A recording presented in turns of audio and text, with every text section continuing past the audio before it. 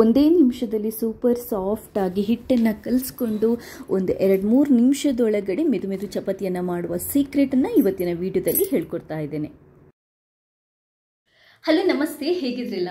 ನಾನು last time ಒಂದ್ಸರಿ ಒಂದೇ ನಿಮಿಷದಲ್ಲಿ ಈ ಚಪಾತಿ ಹಿಟ್ಟನ್ನು ಕಲಿಸ್ಕೊಳ್ಳೋದು ಹೇಗೆ ಸಾಫ್ಟ್ ಚಪಾತಿಗೆ ಅನ್ನೋದನ್ನು ಹೇಳ್ಕೊಟ್ಟಿದ್ದೆ. ಆ ವಿಡಿಯೋ ಸಿಕ್ಕಾಪಟ್ಟೆ ವೈರಲ್ ಆಗಿತ್ತು. ಬಟ್ ನಿಮ್ಮಲ್ಲಿ ಇನ್ನೂ ಕೆಲವರು ಅದನ್ನ ನೋಡಿರಲ್ಲ. ಹಾಗೆಯೇ ಅದರಲ್ಲಿ ನಾನು ಚಪಾತಿನ ಅದೇ ಹಿಟ್ಟಲ್ಲಿ ಹೇಗೆ ಮಾಡೋದು ಅನ್ನೋದನ್ನು ತೋರಿಸ್ಕೊಟ್ಟಿಲ್ಲ. ತುಂಬ ಜನರು ಅದೇ ಹಿಟ್ಟಲ್ಲಿ ಮೇಡಮ್ ಚಪಾತಿ ಕೂಡ ಮಾಡೋದು ಹೇಗೆ ಅಂತ ತೋರಿಸ್ಕೊಡಿ ಅಂತ ಹೇಳ್ತಾ ಇದ್ರು. ಇವತ್ತು ಅದೇ ರೆಸಿಪಿನ ಅಂದರೆ ಒಂದೇ ಒಂದು ನಿಮಿಷದಲ್ಲಿ ಚಪಾತಿ ಹಿಟ್ಟನ್ನು ಕಲಿಸ್ಕೊಂಡು ಬರೀ ಒಂದು 5 ನಿಮಿಷದೊಳಗಡೆ ಸೂಪರ್ ಸಾಫ್ಟ್ ಆಗಿರುವಂತಹ ಚಪಾತಿನ ಹೇಗೆ ಮಾಡ್ಕೋಬಹುದು ಅನ್ನೋದನ್ನು ಪೂರ್ತಿಯಾಗಿ ಹೇಳ್ಕೊಡ್ತಾ ಇದ್ದೀನಿ. ವಿಡಿಯೋ ಪೂರ್ತಿ ನೋಡಿ, ಇಷ್ಟ ಆದರೆ ಲೈಕ್ ಮಾಡಿ, ಹಾಗೆಯೇ ಶೇರ್ ಮಾಡಿ.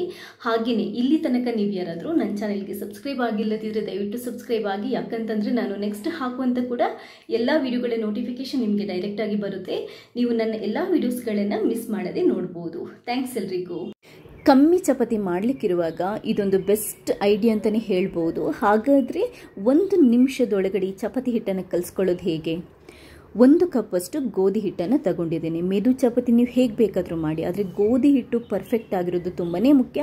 ಮನೆಯಲ್ಲೇ ಮಿಲ್ಗೆ ಹಾಕಿಬಿಟ್ಟು ಚೆನ್ನಾಗಿ ಸಾಫ್ಟಾಗಿ ಮಾಡಿರುವಂಥ ಗೋಧಿ ಹಿಟ್ಟಾದರೆ ಪರ್ಫೆಕ್ಟಾಗಿ ಸಾಫ್ಟ್ ಚಪಾತಿ ಬರುತ್ತೆ. ಅಂಗಡಿಯಿಂದ ತಂದ ಎಲ್ಲ ಹಿಟ್ಟುಗಳು ಪರ್ಫೆಕ್ಟಾಗಿ ಇರಲ್ಲ, ಬಟ್ ಕೆಲವೊಂದು ಹಿಟ್ಟುಗಳು ಸಾಫ್ಟಾಗಿ ಚೆನ್ನಾಗೇ ಇರುತ್ತೆ. ಇದಕ್ಕೆ ರುಚಿಗೆ ಎಷ್ಟು ಬೇಕು ಅಷ್ಟು ಉಪ್ಪು, ಒಂದು 1/4 ಟೇಬಲ್ ಸ್ಪೂನಷ್ಟು ಉಪ್ಪನ್ನು ತಗೊಂಡಿದ್ದೀನಿ. 1/4 ಟೇಬಲ್ ಸ್ಪೂನಷ್ಟು ಸಕ್ಕರೆ ಫ್ಲೇವರಿಗೆ ಹಾಕ್ಕೊಂಡಿದ್ದೀನಿ. ಅದಾದ ನಂತರ ನೀರು ಎಷ್ಟು ಹಾಕಬೇಕು? 1 ಕಪ್ ಚಪಾತಿಗೆ ಅರ್ಧ ಕಪ್ಪಷ್ಟು ನೀರು ಹಾಕಬೇಕು. ಬಟ್ ನಾನು 1/4 ಕಪ್ಪಷ್ಟು ನೀರು, 1/4 ಕಪ್ಪಷ್ಟು ಹಾಲು, ಅಂದರೆ ಉಗುರು ಬೆಚ್ಚಗಿರುವ ನೀರು ಮತ್ತು ಹಾಲನ್ನು ಮಿಕ್ಸ್ ಮಾಡ್ಕೊಂಡು ಹಾಕೊತಾ ಇದ್ದೀನಿ. ಯಾಕಂತಂದರೆ ಹಾಲು ಹಾಕಿದರೆ ಚಪಾತಿ ಇನ್ನೂ ತುಂಬಾ ಸಾಫ್ಟಾಗಿ ಮತ್ತು ರುಚಿಯಾಗಿ ಬರುತ್ತೆ. ಇದನ್ನ ಮಿಕ್ಸಿಗೆ ಒಟ್ಟಿಗೆ ಹಾಕೊಳ್ಳಿ. ಅದಾದ ನಂತರ ಇದನ್ನ ಜಸ್ಟ್ ಒಂದು 10 ಸೆಕೆಂಡ್ಸ್ ಗ್ರೈಂಡ್ ಮಾಡಿದರೆ ಸಾಕು. ಬರೀ 10 ಸೆಕೆಂಡ್ಸ್ ಕರೆಕ್ಟಾಗಿ ಹಿಟ್ಟು ಮಿಕ್ಸ್ ಆಗಿರುತ್ತೆ.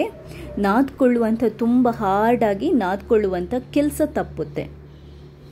10 ಸೆಕೆಂಡಷ್ಟು ಕಾಲ ಮಿಕ್ಸಿಯಲ್ಲಿ ಗ್ರೈಂಡ್ ಮಾಡಿದ್ದೀನಿ. ನೋಡಿ, ಕೆಲವ್ರು ಹೇಳ್ತಾರೆ ಮಿಕ್ಸಿಯಲ್ಲಿ ಹಿಟ್ಟು ಗ್ರೈಂಡ್ ಮಾಡಿದರೆ ಮಿಕ್ಸಿ ತುಂಬ ಕೊಳಕಾಗಿ ಗಲೀಜಾಗಿ ಬರುತ್ತೆ ಅಂತಂದ್ಬಿಟ್ಟು.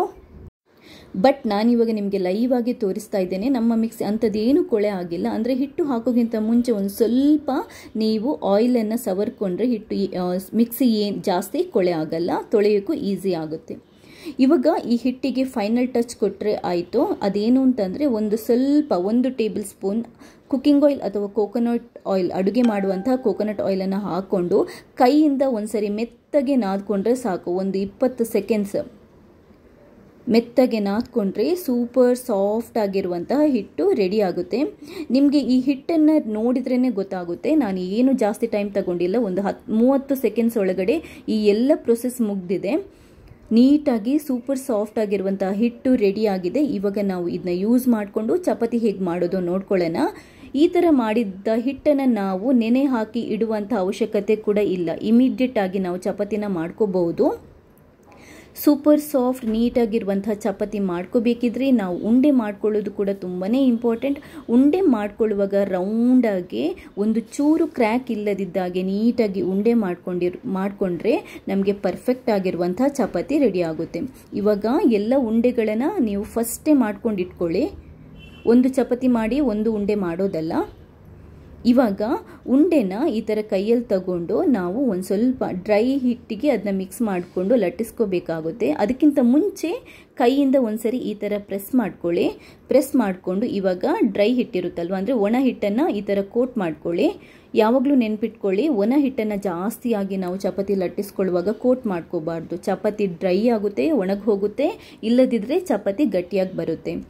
ಇವಾಗ ಚಪಾತಿ ಲಟ್ಟಿಸಲಿಕ್ಕೆ ಕೂಡ ಒಂದು ಮೆಥಡ್ ಇದೆ. ಅದು ಏನು ಅಂತಂದರೆ, ಯಾವಾಗಲೂ ರೌಂಡಾಗಿ ಚಪಾತಿ ಬರಬೇಕು ಅಂತಂದರೆ ನಾವು ರೋಲರಿಂದ ಜಾಸ್ತಿ ಪ್ರೆಷರ್ ಹಾಕೋಬಾರ್ದು. ಸಾಫ್ಟಾಗಿ ಪ್ರೆಷರ್ ಹಾಕ್ಕೊಂಡು 2-3 ಸರಿ ಒಂದು ಸೈಡಿಂದ ರೋಲ್ ಮಾಡಿಕೊಂಡು ಕ್ಲಾಕ್ ವೈಸ್, ಅಂದರೆ ರೌಂಡ್ ತಿರುಗಿಸ್ಕೊಂಡು ನಾವು ಚಪಾತಿನ ಲಟ್ಟಿಸ್ಕೋಬೇಕಾಗುತ್ತೆ. ನೀವು ನೋಡ್ತಾ ಇದ್ರಲ್ಲ, ಈ ಥರ ರೌಂಡಾಗಿ ತಿರುಗಿಸ್ಕೊಂಡು ಮಗುಚಿ ಹಾಕ್ಕೊಂಡು ಚಪಾತಿನ ಲಟ್ಟಿಸ್ಕೋಬೇಕಾಗುತ್ತೆ. ನೋಡಿ, ಪರ್ಫೆಕ್ಟಾಗಿ ಚಪಾತಿ ರೆಡಿ ಆಗಿದೆ. ಜಾಸ್ತಿ ದಪ್ಪನೂ ಇಲ್ಲ, ಜಾಸ್ತಿ ತೆಳುನೂ ಇಲ್ಲ. ಇದು ಕರೆಕ್ಟಾಗಿ ಬರುತ್ತೆ ನಮಗೆ. ಇವಾಗ ಚಪಾತಿನ ಕಾಯಿಸ್ಕೊಳ್ಳೋಣ. ಚಪಾತಿ ಕಾಯಿಸ್ಕೊಳ್ಳುವಾಗ ಕೂಡ ಅಷ್ಟೇ ನಾವು ಏನು ಮಾಡಬೇಕು ಅಂತಂದರೆ ಸ್ಟವ್ ಮೇಲೆ ತವ ಇಟ್ಟು ತವನ ನೀಟಾಗಿ ಕಾಯಿಸ್ಕೋಬೇಕು. ಹೈ ಫ್ಲೇಮ್ ಅಂದರೆ ದೊಡ್ಡ ಉರಿ ಇಟ್ಕೊಂಡೇ ನಾವು ಕಾಯಿಸ್ಕೋಬೇಕು.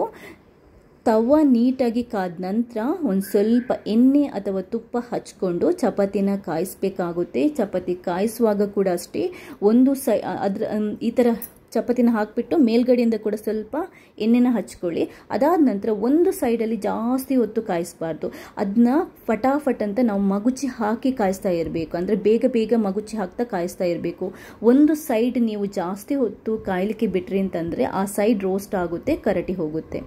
ಸ್ವಲ್ಪ ಸ್ವಲ್ಪ ಬಬಲ್ ಕಾಣುತ್ತಲ್ವ, ಈ ಥರ ಕಂಡಾಗ ಇಮಿಡಿಯೇಟ್ ಆಗಿ ಬೇಗ ಬೇಗನೆ ನಾವು ಮಗುಚಿ ಹಾಕ್ತಾ ಕಾಯಿಸ್ತಾ ಇರಬೇಕು.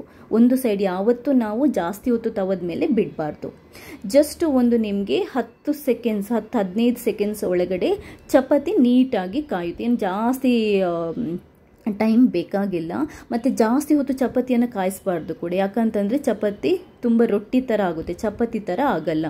ಇವಾಗ ನೋಡಿ ಪರ್ಫೆಕ್ಟಾಗಿ ನಾನು ಚಪಾತಿನ ಕಾಯಿಸ್ಕೊಂಡಿದ್ದೇನೆ. ನಿಮಗೆ ನೋಡಿದ್ರೇ ಗೊತ್ತಾಗುತ್ತೆ ಈ ಚಪಾತಿ ಎಷ್ಟು ಸಾಫ್ಟಾಗಿ ಎಷ್ಟು ಮೆದುವಾಗಿ ಬಂದಿದೆ ಅಂತ. ಸೂಪರಾಗಿ ಪರ್ಫೆಕ್ಟಾಗಿ ಬಂದಿದೆ. ನೋಡಿದ್ರಲ್ವಾ, ಇಷ್ಟೇ, ತುಂಬಾ ಸಿಂಪಲ್. ಈ ಜಸ್ಟ್ 5 ಚಪಾತಿನ ಮಾಡ್ಕೊಳ್ಳೋಕ್ಕೆ ನಾನು 3-4 ನಿಮಿಷ ತಗೊಂಡಿದ್ದೀನಿ ಅಷ್ಟೇ. ಜಸ್ಟ್ ಕಮ್ಮಿ ಜನ ಇದ್ದರೆ ಈ ಮೆಥಡ್ ತುಂಬಾ ಪರ್ಫೆಕ್ಟ್ ಅಂತ ನಾನು ಹೇಳ್ತೀನಿ. ಯಾಕಂತಂದರೆ ತುಂಬಾ ಬೇಗ ಚಪಾತಿ ಮಾಡ್ಕೋಬಹುದು. ಬ್ಯಾಚುಲರಿಗಂತೂ ದಿ ಬೆಸ್ಟ್. ಬ್ಯಾಚುಲರ್ಸ್ ಇರ್ತಾರಲ್ಲ ರೂಮಲ್ಲಿ ಒಬ್ಬೊಬ್ಬರೇ, ಅವರಿಗೆ ಚಪಾತಿ ತಿನ್ನಬೇಕು ಅಂತ ಆಸೆ ಇರುತ್ತೆ. ಬಟ್ ಏನು ಅಂತಂದರೆ ಚಪಾತಿ ಮಾಡೋದಕ್ಕೆ ಅಥವಾ ಹಿಟ್ಟನ್ನು ನಾದ್ಕೊಂಡು ಚಪಾತಿ ಮಾಡೋದಕ್ಕೆ ತುಂಬಾ ಕಷ್ಟ ಅಂತ ಅಂದ್ಕೊಳ್ತಾರೆ. ಬಟ್ ಈ ಮೆಥಡನ್ನು ಯೂಸ್ ಮಾಡಿದರೆ ಒಬ್ಬೊಬ್ಬರೇ ಇರುವಾಗ ಅಥವಾ ಇಬ್ಬಿಬ್ಬರು ಇರುವಾಗ ಇಮ್ಮಿಡಿಯೇಟಾಗಿ ನೆನೆದಾಗ ನಾವು ಚಪಾತಿ ಮಾಡಿ ತಿನ್ಬೋದು. ತುಂಬಾ ಸಿಂಪಲ್ ಆಗಿದೆ, ತುಂಬಾ ಪರ್ಫೆಕ್ಟ್ ಆಗಿರುವಂಥ ಮೆಥಡ್ ಇದು. ಬರೀ ಮಿಕ್ಸಿಯಲ್ಲಿ ಮಾತ್ರ ಅಲ್ಲ, ಜಾಸ್ತಿ ಜನ ಇದ್ದರೆ ಈ ಮೆಥಡ್ ನಮಗೆ ಫಾಲೋ ಮಾಡಲಿಕ್ಕೆ ಆಗಲ್ಲ. ತುಂಬ ಜಾಸ್ತಿ ಜನ ಇದ್ದಾಗ ನಾವು ಹಿಟ್ಟನ್ನು ಕೈಯಲ್ಲಿ ಕಲಿಸ್ಕೋಬೇಕು, ಅದೇ ಬೆಸ್ಟ್ ಮೆಥಡ್. ಹಿಟ್ಟನ್ನು ಕೈಯಲ್ಲಿ ಕಲಿಸ್ಕೊಂಡು ಕೂಡ ಸೂಪರ್ ಸಾಫ್ಟ್ ಆಗಿರುವಂಥ ಮೆದು ಚಪಾತಿ ಹೇಗೆ ಮಾಡೋದು ಅನ್ನೋದು ತುಂಬ ವೀಡಿಯೋಸ್ ನನ್ನ ಚಾನೆಲ್ನಲ್ಲಿದೆ, ನೀವು ಬೇಕಾದರೆ ಚೆಕ್ ಮಾಡ್ಕೊಳ್ಳಿ. ಹಾಗೆಯೇ ಪದರ ಚಪಾತಿ, ಮಲ್ಟಿ ಲೇಯರ್ಡ್ ಚಪಾತಿ ಅಂತಾರಲ್ಲ, ಮೆದುವಾಗಿರುವಂಥ ಮಲ್ಟಿ ಲೇಯರ್ ಪದರ ಚಪಾತಿ ಮಾಡುವ ರೆಸಿಪೀಸ್ ಕೂಡ ನನ್ನ ಚಾನೆಲ್ನಲ್ಲಿದೆ, ಅದನ್ನು ಕೂಡ ನೀವು ನೋಡ್ಕೋಬಹುದು. ನನ್ನ ಇವತ್ತಿನ ಈ ವಿಡಿಯೋ ನಿಮಗೆ ಇಷ್ಟ ಆಗಿದ್ದಲ್ಲಿ ಲೈಕ್ ಮಾಡಿ, ಹಾಗೆಯೇ ಶೇರ್ ಮಾಡಿ. ಹಾಗೆಯೇ ನಿಮ್ದೇನಾದರೂ ಅನಿಸಿಕೆಗಳಿದ್ರೆ ನನಗೆ ಕಮೆಂಟ್ ಮೂಲಕ ತಿಳಿಸಿ. ನೀವೇನಾದರೂ ನನ್ನ ಚಾನೆಲ್ಗೆ ಹೊಸಬರಾಗಿದ್ದರೆ ನನ್ನ ಚಾನೆಲ್ಗೆ ಸಬ್ಸ್ಕ್ರೈಬ್ ಆಗೋದನ್ನು ಮರಿಬೇಡಿ. ಯಾಕಂತಂದರೆ ನಾನು ನೆಕ್ಸ್ಟ್ ಹಾಕುವಂಥ ಎಲ್ಲ ವಿಡಿಯೋಗಳ ನೋಟಿಫಿಕೇಷನ್ ನಿಮಗೆ ಡೈರೆಕ್ಟಾಗಿ ಸಿಗುತ್ತೆ. ನೀವು ತುಂಬಾ ಈಸಿಯಾಗಿ ಯಾವುದೇ ನನ್ನ ವಿಡಿಯೋಗಳನ್ನು ಮಿಸ್ ಮಾಡದೆ ನೋಡ್ಬೋದು. ಥ್ಯಾಂಕ್ಸ್ ಎಲ್ರಿಗೂ.